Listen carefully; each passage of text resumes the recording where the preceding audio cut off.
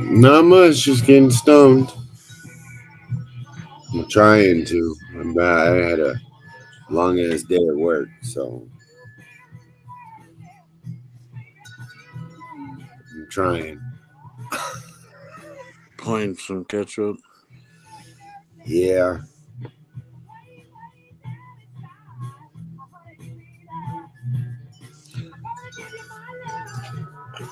Gonna give you my love. I wanna. On a whole lot of love.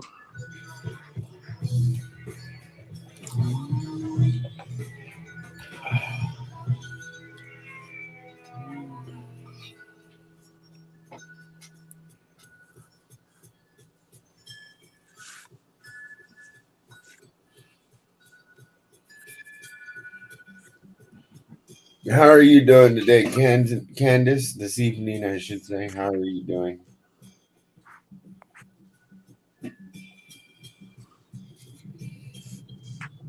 That's cold, cuz.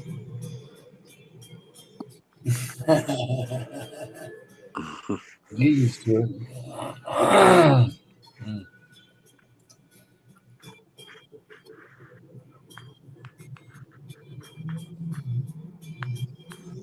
Right on time. There you go, Connie.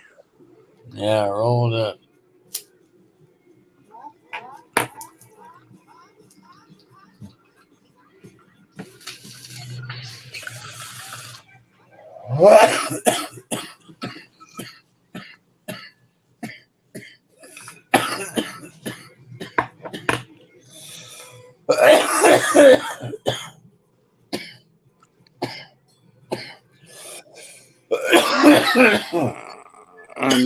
I know how she writes her name. I don't. I dated a girl when I was really young, but it was written on her birth certificate on accident, so I didn't know. But yeah, it's Candance. We used to call her.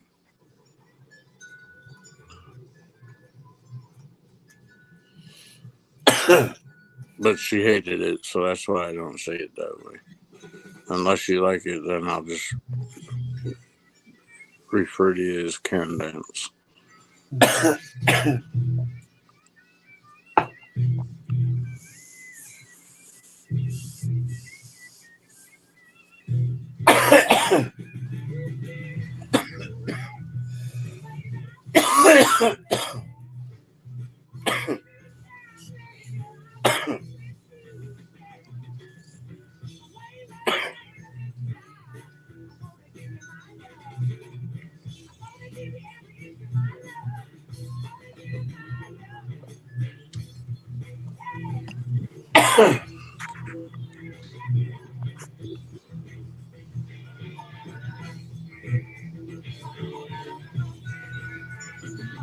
Well, hell yeah.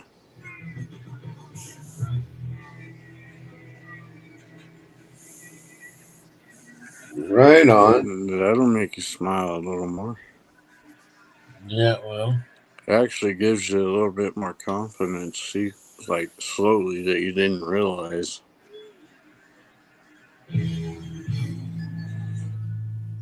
Being able to eat some solid food helps too. Right?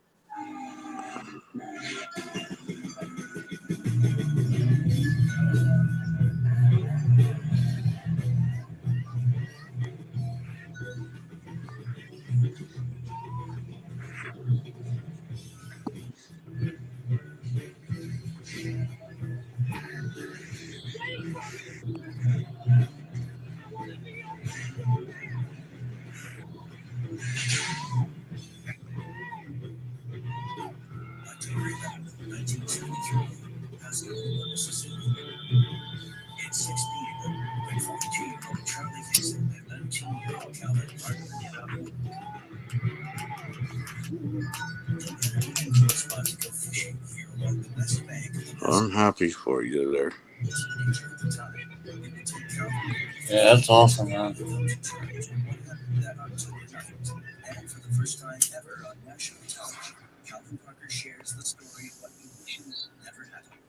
October 11th, I remember the rest of my life. So we had got up, and I seen the trespassing signs, and I had told Charlie, I don't think we need to fish here. They got no trespassing. Hmm. And he said, oh, don't worry about it, son. Oh, I fish here all the time. We got set down. I remember sitting on a pier and casting out. It's a clear night, and the moon is already out as the two men drop their lines in the water. Then something very strange begins to happen.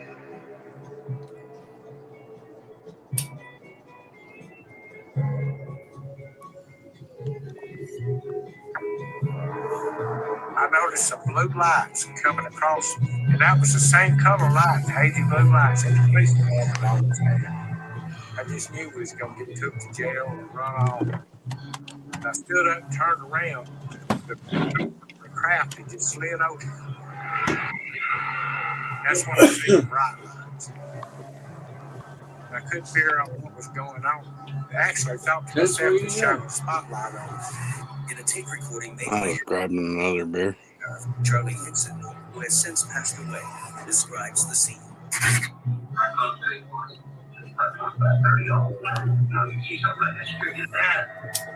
Yeah, I'm trying to listen to what you got playing.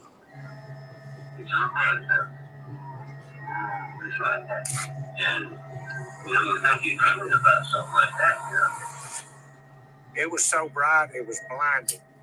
We couldn't see nothing until it got right up on me. And then I seen it was something not from this world. And that's when I knew I was scared and needed a place to go. The craft, I would say, was from 80 to 100 foot long. It was probably 8 foot tall. It wasn't really tall. And it kind of shaped oblong like a football. And I remember 2 windows being in the front of the craft like that. The description of the craft is really interesting. This oval, almost teardrop shape. This is not a shape that I recognize from a science fiction film. This is something that I've really seen in the UFO literature. If these people have been making this story up, you would have expected them to have sourced it from something that's been seen before. Disoriented by the craft's piercing lights, Calvin Parker and Charlie Hickson are feeling trapped. And the lights was coming from inside that craft. And that blinded us from seeing what was going on. But what had happened when we got to where we could see, it was 3 robotic-looking beings that was coming forward.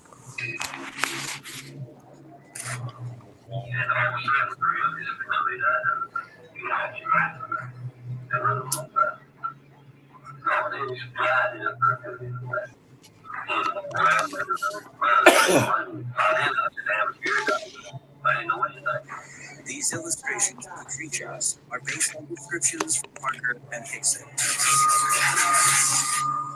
They looked very unusual, and to me, there is no other case in UFO history where the beings looked quite like this. They had wrinkled skin, like kind of on an elephant, gray wrinkled skin. I couldn't tell if they had clothes on or anything like that. They had a move like a robotic looking move, you know. The idea that biological life forms into the transverse space, but we send robots to do that, is becoming much more accepted.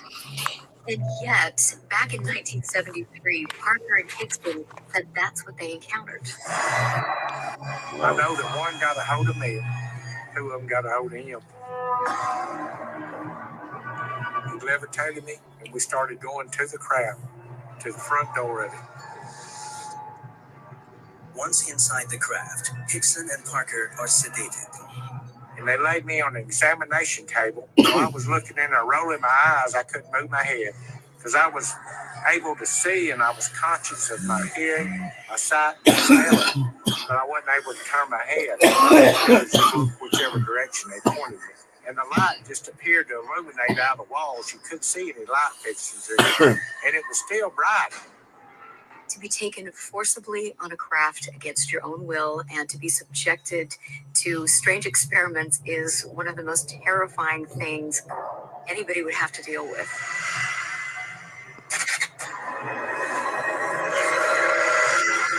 As Parker lies scared and immobilized on a table, extraterrestrial androids begin their examination.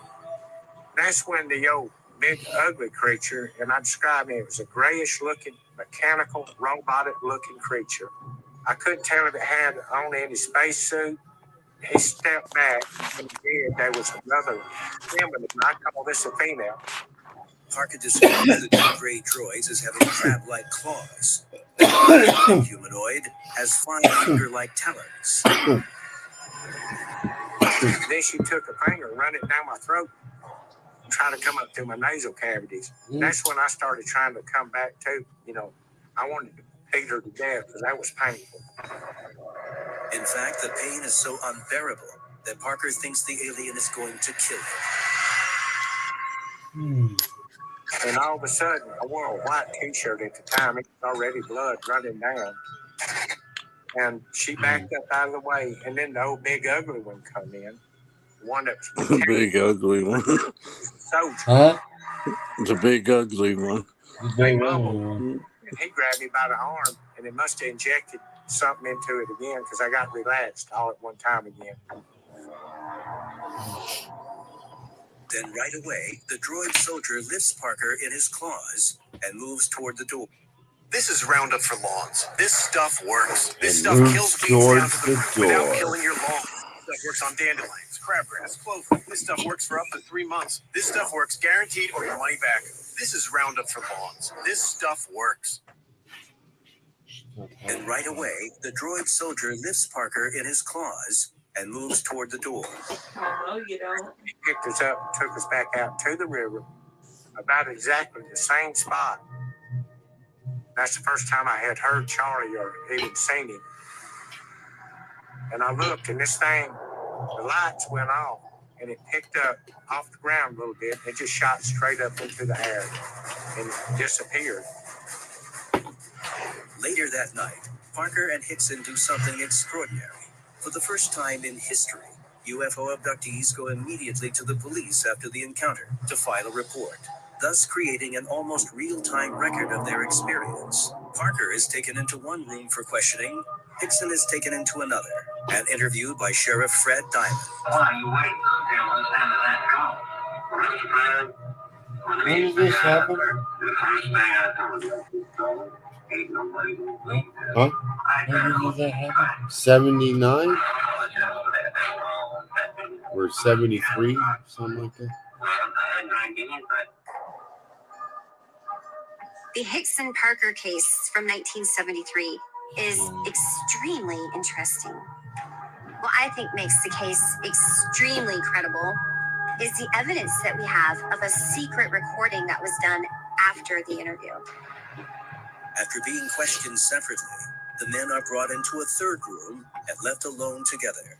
Unknown to them, there is a hidden microphone. While they were in the police station, the officer on duty, this is a very interesting thing he did. He said, I'm going to leave the room for a minute. And he secretly left a tape recorder going to record their conversation because I think he was suspicious, like, were they making something up or not? This is the actual conversation between Calvin Parker and Charlie Nice. Hickson. They're already here, Connie. That's what my thought is.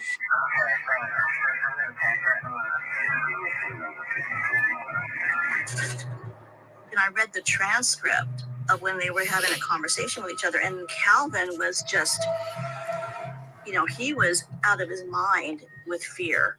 And I think he had a pretty hard time for a while after his experience.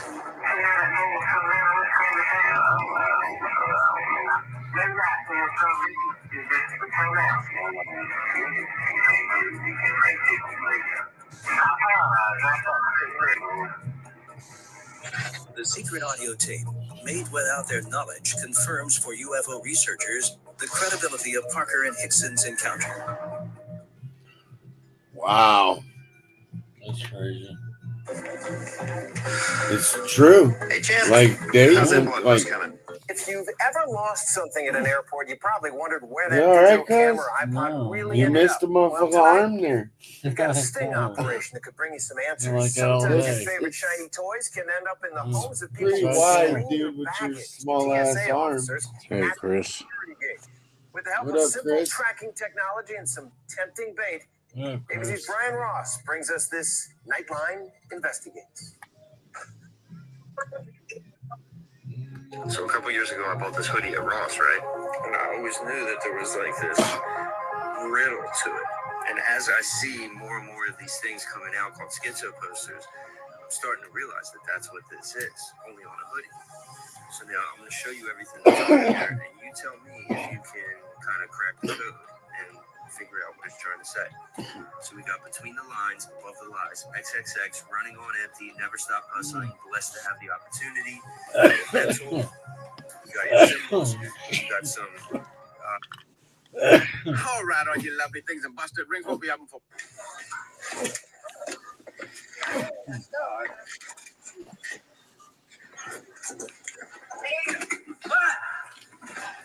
Don't touch him. Don't touch him. Do not touch him. Do not touch him. No, I'm not going nowhere. No, I'm not. Go ahead and try it.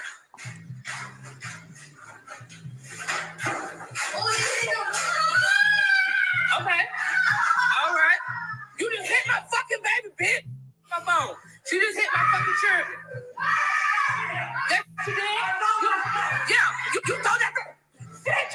This bitch don't blink on me. I just want to go to jail, bitch. That bitch don't blink.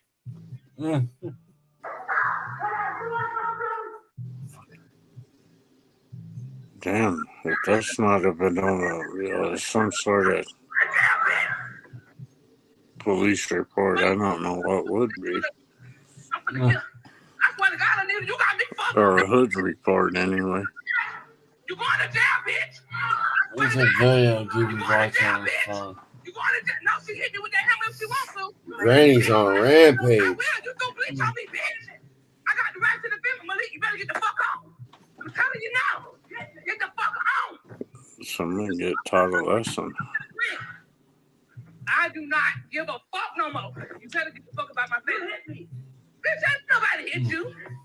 You when I hit you. Yeah, because you threw bleach on me. Everything's on camera. Everything's on camera.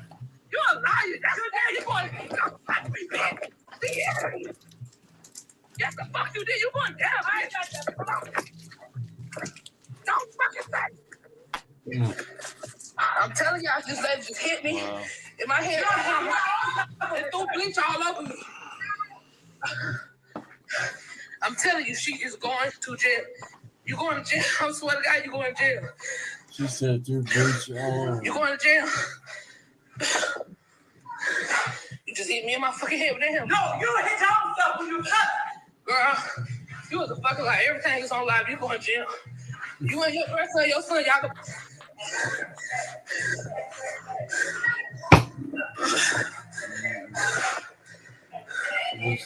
She trying to leave. She's trying to leave. She finna go to jail.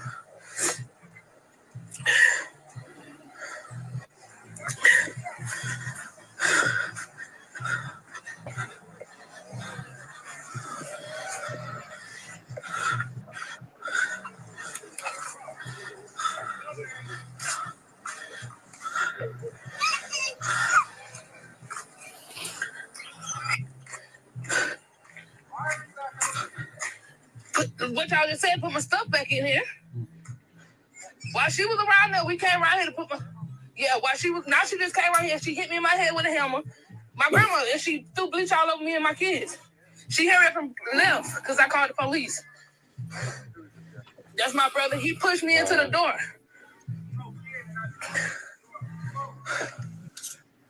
So what happened with your grandma? You come over to get the stuff, right? They was still around there. No, she was still around there when we came around here. Okay. So she got something like a board or something on the door, so we just pushed the door open. As soon as we push the door open, he calls her around here, and then she comes in the house. Well, my children try to put the stuff, she's taking the stuff out their hand, throwing it back out the door. She runs to the bathroom, gets some bleach, and starts throwing it all over us. Okay, who has it in your eyes? It's in his eyes. He has it in his eyes. Yeah, mine. Okay, can you see?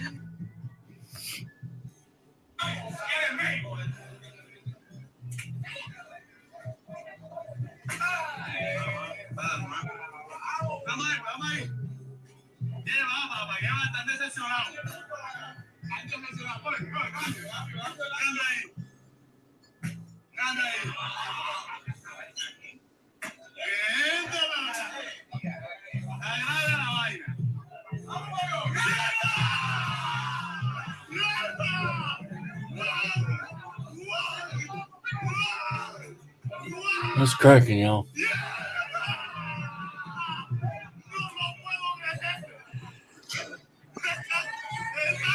Just listening to the show that's on. I don't know what everybody else is doing.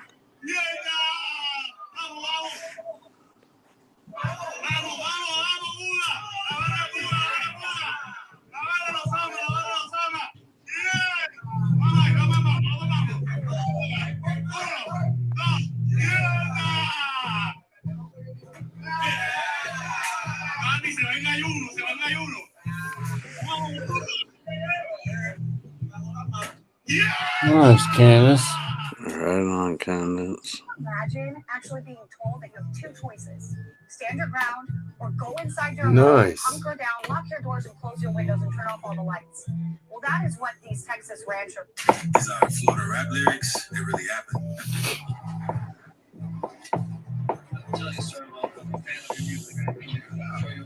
Thank you very much. With this Fox News alert tonight, reckless aggression in the skies, a U.S. Reaper drone operating over international waters above the Black Sea. I just read that.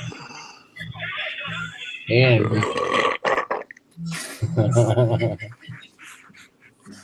Excuse me.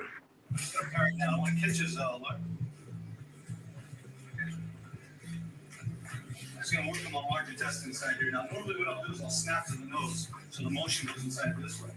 So, inside here. I'm going to snap to the nose. When I catch my gallbladder, because I don't want to break his nose, right inside here. I'm going to reach in to the large, small intestine 18. So I'm going to launch it back this way. I'm going to come down and go. Concentric vessel. Thank you.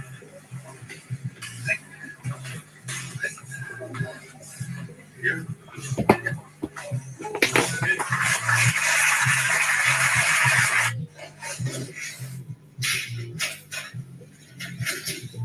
Dude, how the fuck?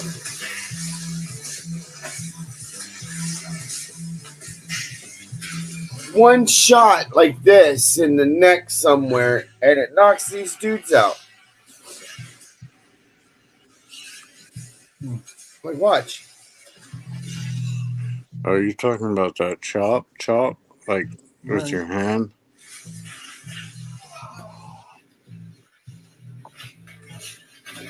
Like, literally, like, right in the neck, dude. Like, right here.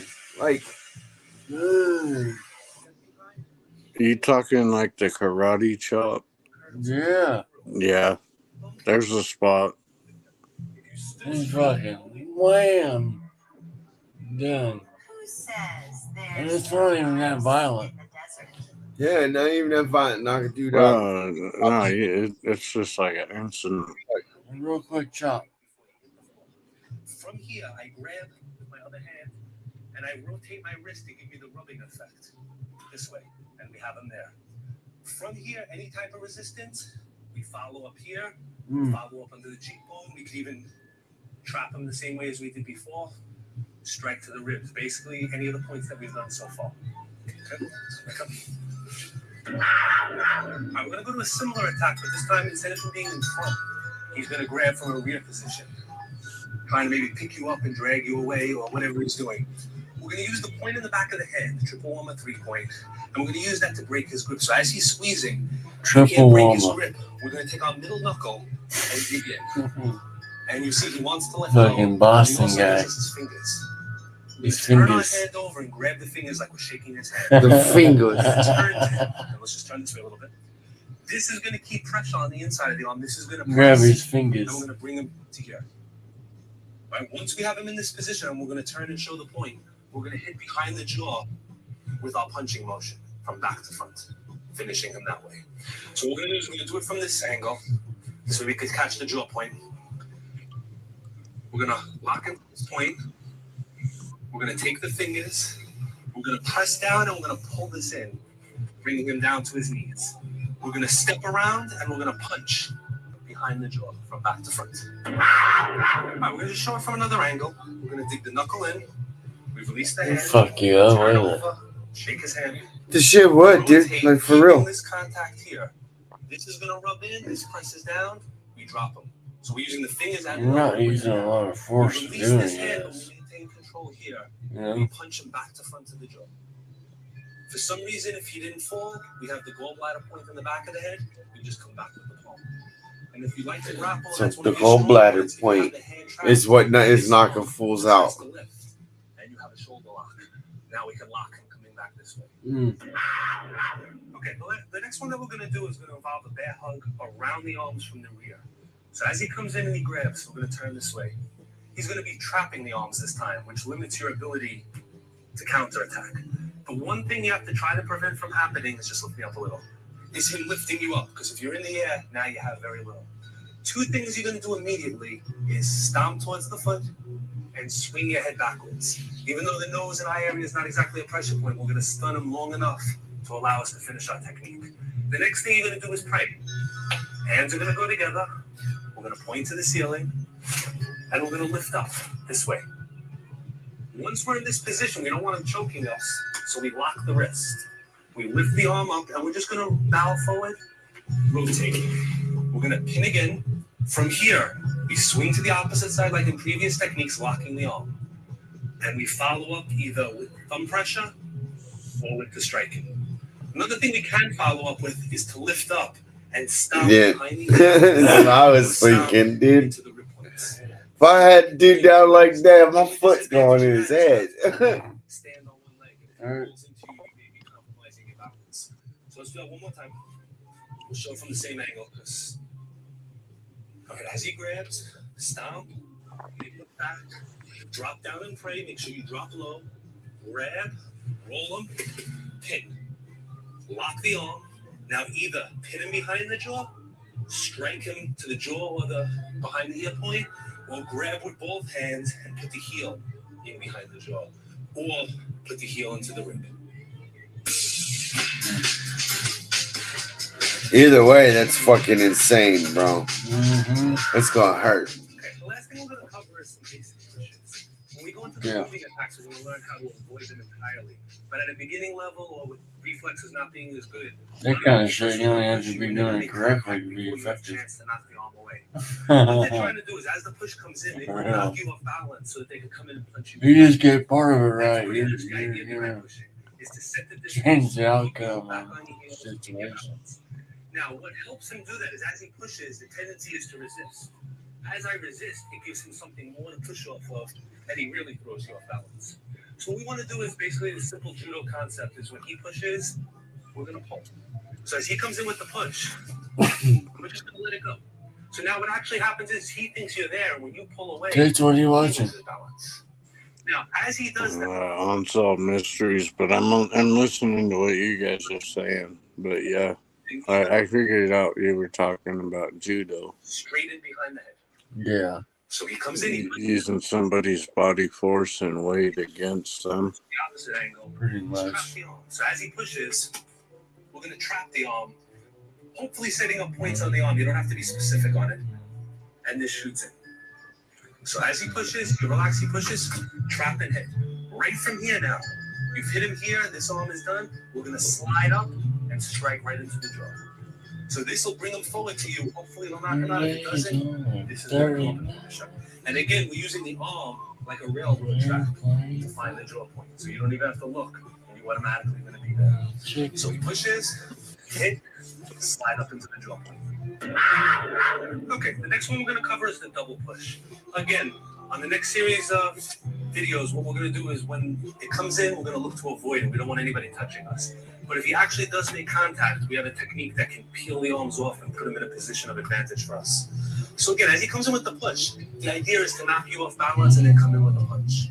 So what we want to do is, if he's pushing us, we want to trap his arm and pull him. So if he wants to move me backwards, that... Good afternoon, black men. Check in. I'm Booty Bree, and I got a lot of white girls looking for you. Booty Bree, the white girl that fetishizes black men, but it gets way deeper. Mommy says sugar mommy.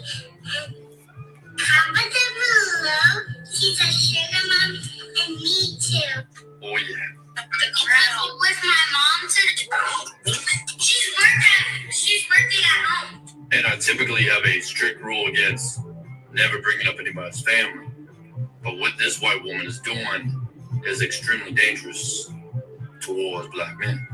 Y'all want to be my sugar baby? Y'all better join in quick. The money goes quick. Hurry up, join in. While at the same time, mocking black men.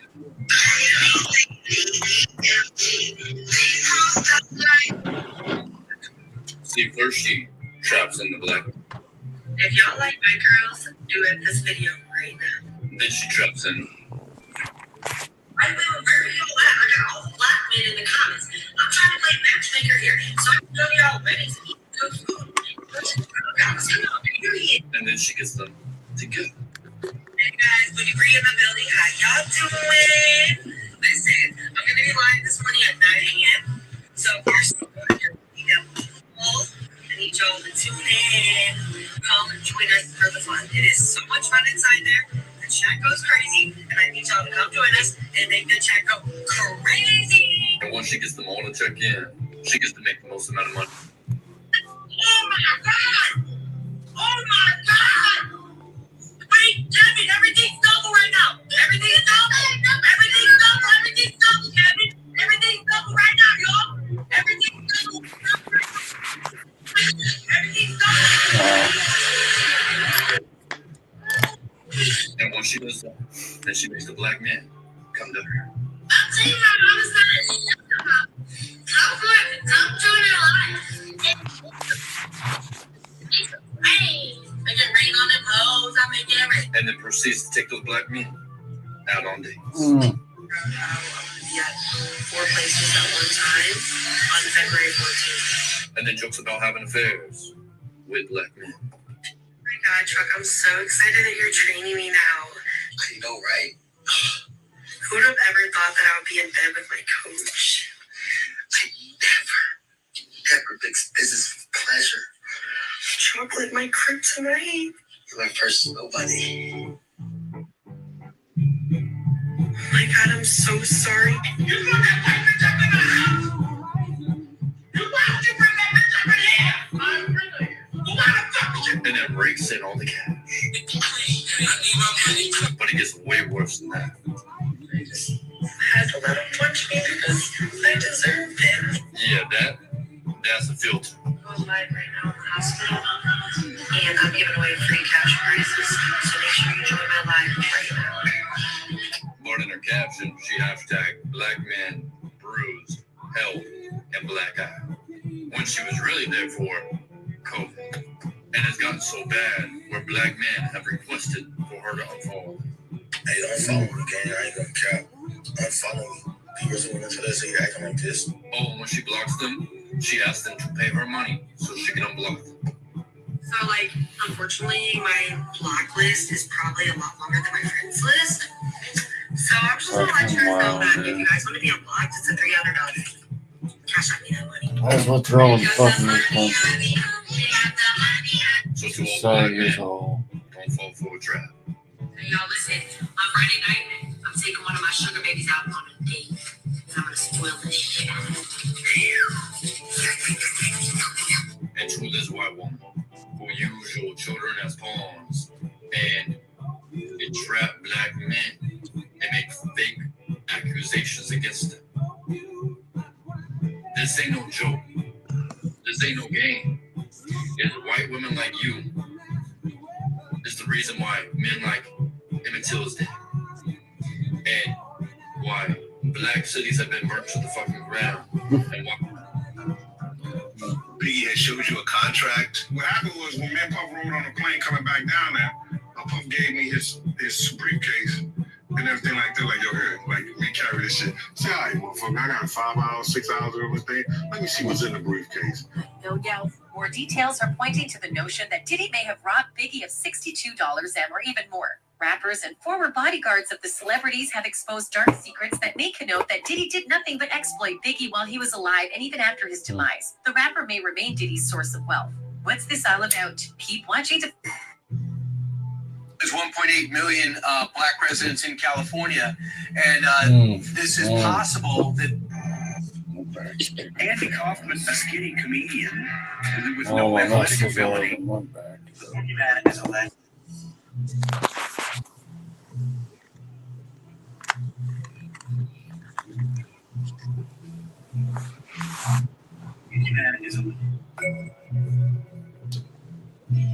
Well, love you, kids. Yeah. Love you, bro. Take Love you care, too, buddy. bro. Tuning in shit. Peace out. Let's hotbox the world, y'all. Love y'all. Everybody have a good night. Hey, hi, love y'all. Peace out. Oh.